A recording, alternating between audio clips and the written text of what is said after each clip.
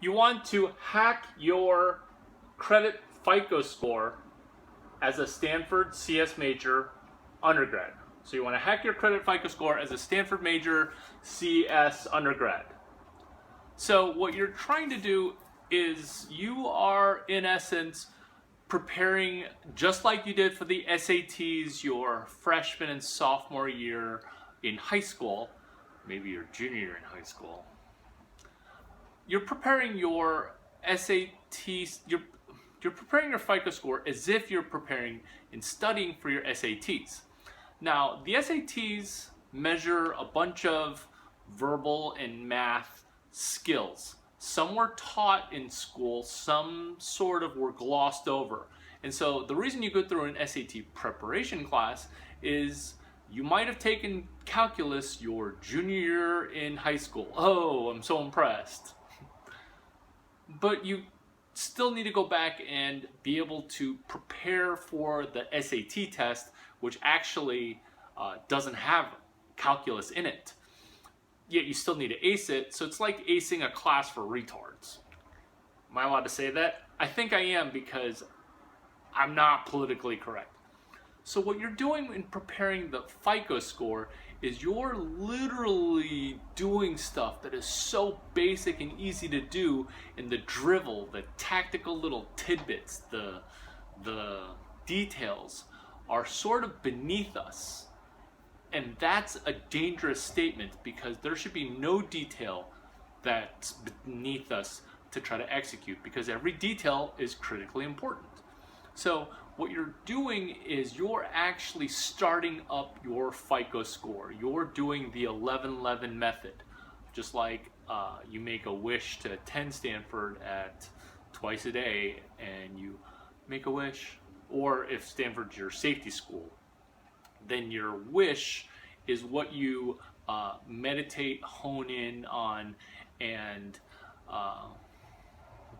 just wish for. So that's 11-11, and what 11-11 is meant to help you knowledge activate is there's a credit code score of a 1. A 1 is an on-time payment inside the credit industry of Experian, Equifax, TransUnion. A 1 is an on-time payment, 2 is 30 days late, 3 is 60 days late. So you don't want to be 30 or 60 or 90 days late. You want to always have a bunch of 1s.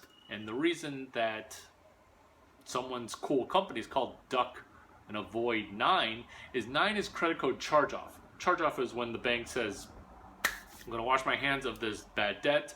I will no longer even attempt to try to collect the $60 that I owe you. It's kind of like when your buddy asks you 2 or 3 times, hey, you owe me $20. Hey, you owe me $20. After the third time, they're like, screw them. Never going to pay me back. That's what a charge-off is. That's what credit code 9 is. Starting up your FICO is intensely and insanely basic, because applying for credit actually ruins your credit. Let me repeat that, because I've been kind of saying nothing up till now. This is important. Applying for credit actually hurts and ruins your credit, especially if it's the first thing that you do. Meaning, when you apply for a Wells Fargo, a Citi, a Chase, or a Bank of America, you're going to get an inquiry on your credit report, and your credit report is called thin file, meaning there's little or nothing in there. If you get turned down, not only do you get hit on the credit inquiry, because every time you apply for credit, your credit score drops. What if you're a credit virgin? You're telling me that my credit score is going to drop as a virgin just by attempting to de-virginize myself? How does that make any sense? Welcome to my world of catch-22s.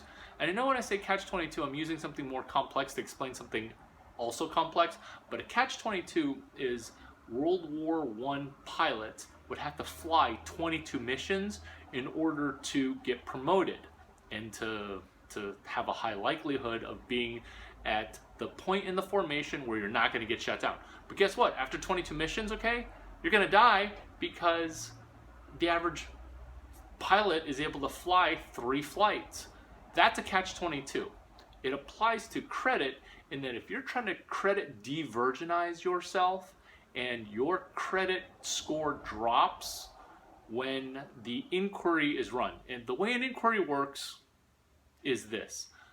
If you apply at a B of A, Chase, Citi, Wells Fargo will ask 3 credit bureaus, Experian, TransUnion, and Equifax. They'll ask 3 credit bureaus, hey, do you know about Sarah Smith? Actually, Sarah Smith may be not a good person because that's a real person. She works at Quora. She's an engineer. She's awesome. She handles recruiting. You want to start up a credit file for Sarah S. So B of A will ping TransUnion, Equifax, Experian. That lowers your FICO score as a credit virgin. So you're already in the hole. That's how this credit system works. It's an oligopoly. None of it's fair. Nearly none of it makes any common sense. It's all arbitrarily set rules. Even the 1970s Fair Credit Reporting Act, none of it's common sense. It's literally based in 1970s technology. More on that later. So when you're starting up your credit card for a credit line of $300, if you get turned down, you need a friend at Chase, Citi, B of A, Wells Fargo to say, hey, why did Sarah S. get rejected? Was there something? And initially there's no information, so rejections are completely arbitrary. But an initial rejection ruins you. So you now need a friend inside all those different banks to say, hey, it seems like Sarah S. got rejected. What do we need to do to unreject her? So this is the marketing salesperson talking to the risk department. So you need to network with these different departments in a way that's incredibly layered. And I've done a lot of that work for you, writing this credit protocol called hashtag 530 Lytton. One number bigger than 529, one number less than 531. So 530 Lytton. Lytton is L as in Larry, Y, T, T's in Tom, T as in Tom, O, N. Hashtag 530 Lytton. I've laid out all the steps for the ebb and flow diagram for in case you get rejected, who do you need to call? Who do you need to text? Letting me know before you go to 530 Lytton or any Bank of America branch in America. I'm going to go before. Now, the reason that you want to text and email me updates is you want to see yourself as a FedEx package. So I make the argument inside of Stanford Engineering. Who's smarter, a Stanford CS major or a FedEx package? In fact, if you type in Stanford CS major versus FedEx package, that is probably one of the most funny things I've ever come up with, because a FedEx package sends you a ton of updates, whereas if you give something for a Stanford CS major to do, 50-50 whether or not they even wrote it down to do. They're never going to tell you that they're going to do it, and then email, text telling you, hey, I did it. That's what a FedEx package does, and that's why a FedEx package may not necessarily be intellectually smarter than a Stanford CS major, but is a super great pleasure and super fun to deal with. If you're a Stanford CS major, text me before, email me if texting is creepy to you, or WeChat, or snap me at Larry Chang. Yeah, Evan's got a great concept for snapping, but just email or text. Tell me that you're going to go to the bank. Tell me that you applied at the bank, and then tell me that you got approved or rejected at the bank. That way, I can get you unrejected if you're rejected. Now, before I mention the 1970s laws, this is why it comes into play. Right now it's 2016, and I'm sorry that the World Wide Web and email really hasn't come to banking yet. That's why you need stamps, U.S. postal stamps. It's insanely critical for if you've got a credit report file on you already from Experian, TransUnion, or Equifax. write this hashtag down to EXP for Experian, EXP trans fax, all one word, EXP, capital TRANS, capital FAX, trans fax. The reason this is important is you want to be able to network with credit executives. I'm not always going to be in this industry. This industry sucks. Granted, I've made a lot of money in this industry, but I'm bored out of my mind, and it's mind-numbingly basic. So may not be here forever to help you walk through these processes, but this is the kind of work that you want to do, where you want to be able to do credit disputes via U.S. postal stamps. This is your best stamp ever. Steve Jobs invested in Pixar, and these are the stamps that are available at face value from the U.S. Postal Service from eBay. If I'm talking too fast with any of these issues because I want to riff off this knowledge, go back and rewind and rewatch it. Don't just watch it while you're watching something else. This isn't going to work. So these are available at eBay in the U.S. Postal Service eBay store.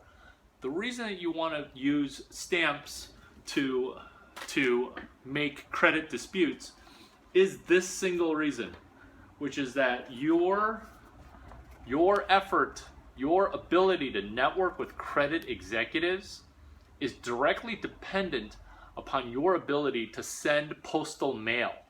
And the reason for that is that's how U.S. law is written. I'm sorry that current technologies aren't useful in networking with execs.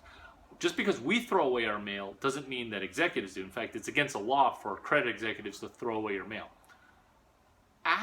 Just the mere fact of asking for your own credit report from EXP Transfax, Experian TransUnion Equifax, getting your own credit report is not necessarily common or easy or simple. It's not. The oligopolies behave poorly and they don't want you to get these credit reports. Look at annualcreditreport.com. There are so many complaints, and that website's mandated by the FTC, the Federal Trade Commission. There are 1 trillion complaints because the website doesn't work. The website absolutely does not work at annualcreditreport.com. And don't even get me started on what happens at freecreditreport.com. Not free. So at annualcreditreport.com, 1, it's a horrible website name. 2, it's barely free. And 3, they have so much friction. That's why you use hashtag in the protocol PO Box 105-281. 105-281. That's your protocol, and you want to write your return address on the back. You want to use a Sharpie. Good luck with starting up your FICO score and hacking good credit as a CS major. Hacking your FICO score as a Stanford CS major undergrad.